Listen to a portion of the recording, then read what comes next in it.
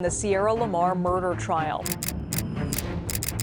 The Morgan Hill teenager disappeared walking to her school bus. Judge LaDoris Cordell says it's a challenging case for the prosecution. We love and miss you, baby girl. We hope you come home soon. XOXO Liz. Picture this, a sleepy morning in a small California town where the sun's just peeking over the hills. A 15-year-old girl steps out her front door, her backpack swinging, her smile bright enough to light up the world.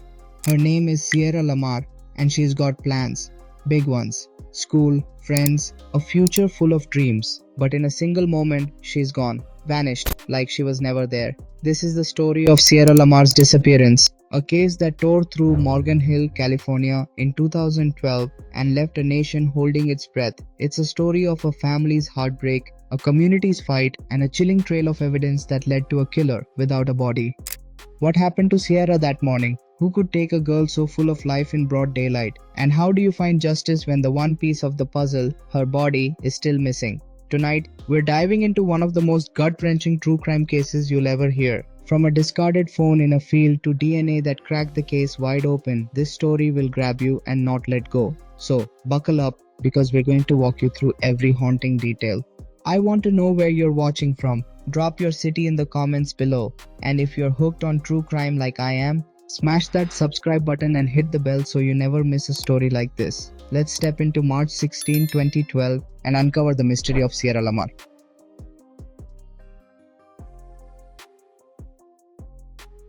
Morgan Hill, California feels like a place where nothing bad should happen. It's got that small town charm, rolling hills, friendly neighbors, kids riding bikes until the street lights come on. For Sierra LaMar, a 15-year-old cheerleader, it was supposed to be home. She'd moved here from Fremont to live with her mom, Marlene, and Marlene's boyfriend. It wasn't easy. Sierra was adjusting to a new school, new friends, a new life.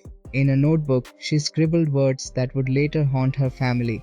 I hate my life. No one ever sees this. I will be in San Francisco by 3/16/12. That date, March 16, 2012, would become the day her world stopped. But don't let that note fool you. Sierra was no ordinary teen. She was a burst of energy, the kind of girl who could make anyone laugh. At Ansobrato High School, she was a cheerleader with a contagious smile, always dancing, always joking. Her friends said she was the glue that held them together. On that Friday morning, Sierra woke up at 6 a.m. like she always did. She snapped a selfie, posted it online, and texted a friend about meeting up at school to swap makeup and homework. Simple teenage stuff. By 7:15 a.m., she grabbed her pink juicy purse, slung her backpack over her shoulder, and headed out to catch the school bus at an unmarked stop on Palm Avenue. It was a quick walk, maybe 10 minutes. She'd done it 100 times. But this time, Sierra never made it. Marlene got home from work that afternoon, expecting to see Sierra sprawled on the couch, maybe scrolling her phone. But the house was empty, silent. Sierra's phone went straight to voicemail. Marlene's heart started racing. She called the school. Sierra hadn't shown up. She called Sierra's friends. No one had seen her. This wasn't Sierra. She was reliable, always checking in. By 6 p.m., Marlene was on the phone with the Santa Clara County Sheriff's Office, her voice trembling as she reported her daughter missing. At first, the police wondered if Sierra had run away. That notebook entry raised questions. But Sierra's life told a different story. She had plans with friends, her school books were gone, and her purse was packed. She wasn't running. Something was wrong. The next day, March 17, the case took a dark turn. A search team found Sierra's cell phone in a field less than a mile from her home. It looked like it had been thrown from a car. Its screen cracked, its battery dead. Marlene's stomach dropped. The sheriff's office told reporters, "We're not ruling out foul play." Then, on March 18th, another gut punch. Sierra's pink purse was found in a cactus field 2 miles away. Inside were her clothes, jeans, a t-shirt, a bra, underwear, neatly folded but caked in mud, like they'd been dragged through the dirt. The community reeled. Volunteers poured in, organized by the Class Kids Foundation, combing fields and hills, calling Sierra's name. Cadaver dogs sniffed the rugged terrain, and dive teams searched reservoirs. But Sierra's scent, tracked by canines, stopped halfway to the bus stop. It was like she'd vanished into thin air. What happened in those fleeting moments after she left her house? Who saw her last? The answer was out there, and it was closer than anyone realized.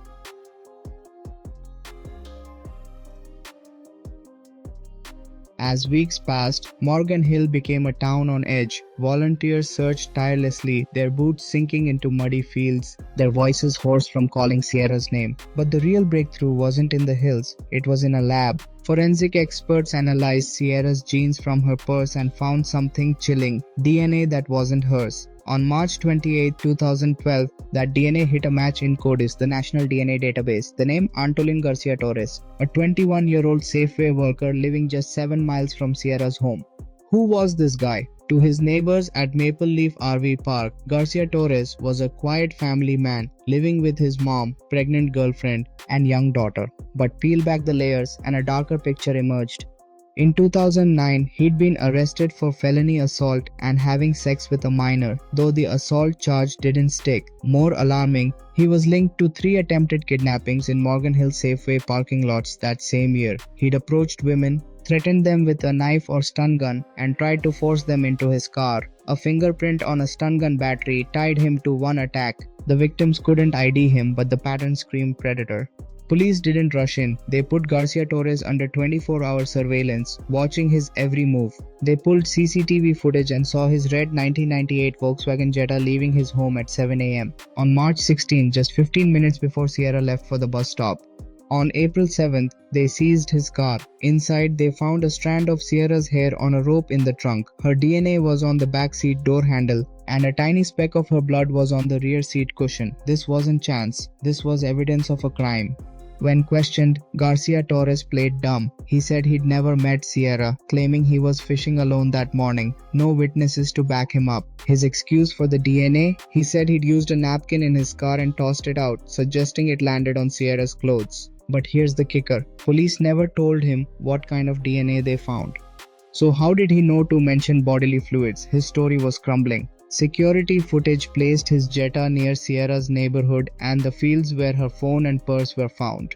The noose was tightening, but there was a problem. No body, no murder weapon, no crime scene. Could they prove murder without Sierra? On May 21, 2012, Garcia-Torres was arrested for kidnapping and murder. He pleaded not guilty, setting the stage for a courtroom showdown that would grip the nation.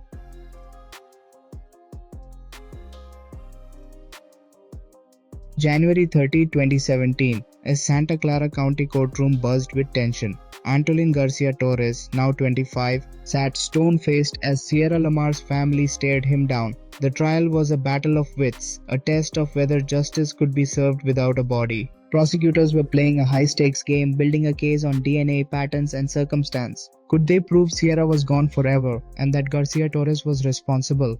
The prosecution came out swinging. They laid out the DNA like a roadmap. Garcia-Torres' DNA on Sierra's jeans, her DNA in his Jetta, her hair on that rope. They argued Sierra was abducted, likely assaulted and killed, her body hidden in Morgan Hill's vast wilderness.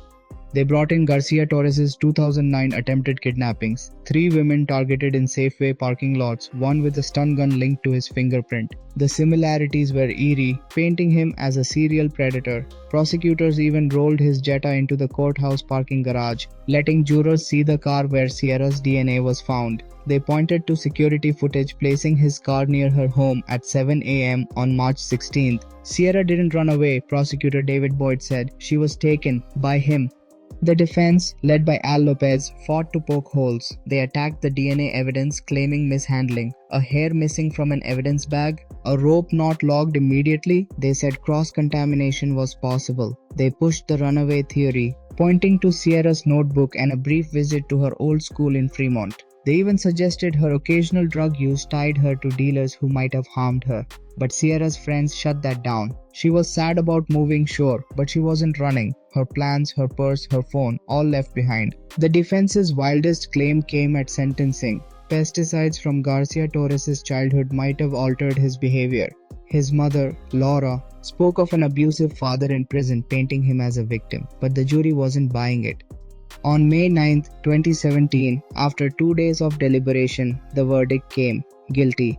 First-degree murder with a kidnapping special circumstance, plus 3 counts of attempted kidnapping from 2009. On June 5, the jury spared him the death penalty, voting 11-1 for life without parole. On December 12, 2017, the judge sealed it. Life, no parole, plus 3 more life terms for the earlier crimes. Sierra's family wept. Marlene begged Garcia-Torres to reveal where Sierra's body was. Steve, her father, said, "He has daughters. How could he do this? I hope it haunts him forever." Justice was served, but without Sierra's remains, the wound stayed open.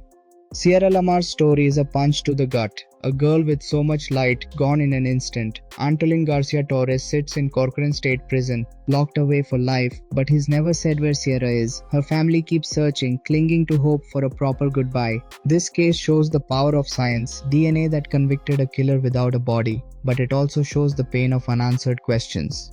What do you think? Was justice enough without Sierra's remains? Could there be more to this story we'll never know? Drop your thoughts in the comments and tell me where you're watching from. If this story hit you as hard as it hit me, please like, subscribe, and hit that bell for more true crime that'll keep you up at night.